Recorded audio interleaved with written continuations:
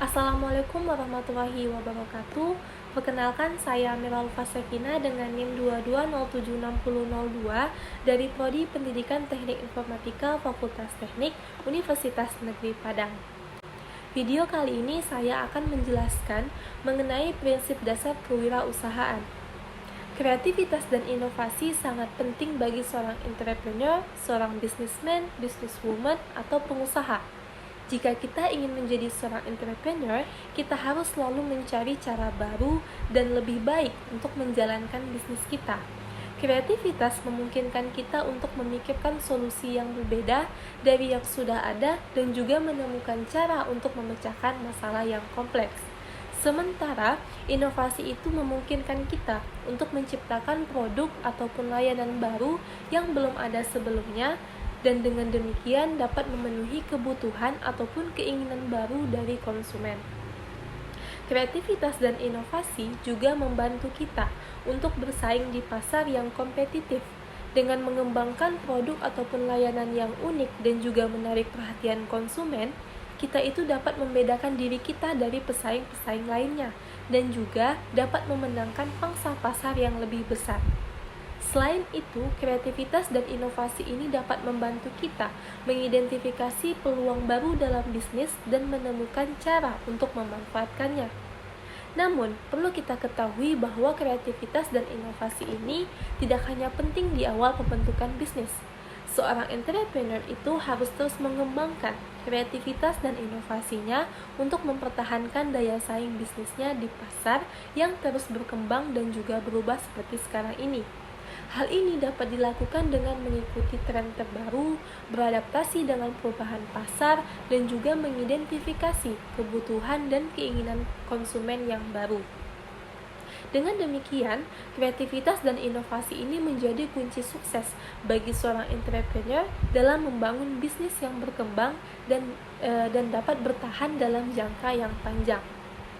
Bekerja dengan tim sangat penting dalam bisnis, terutama jika kita ingin mencapai tujuan yang ambisius dan juga sukses dalam jangka yang panjang.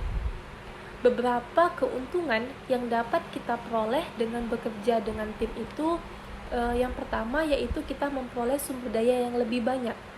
Dalam sebuah tim, setiap anggota memiliki kemampuan dan juga pengetahuan dan pengalaman yang berbeda-beda.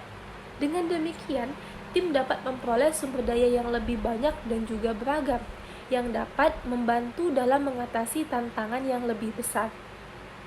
Yang kedua itu dengan memperoleh perspektif yang berbeda. Setiap orang itu memiliki sudut pandang yang berbeda-beda.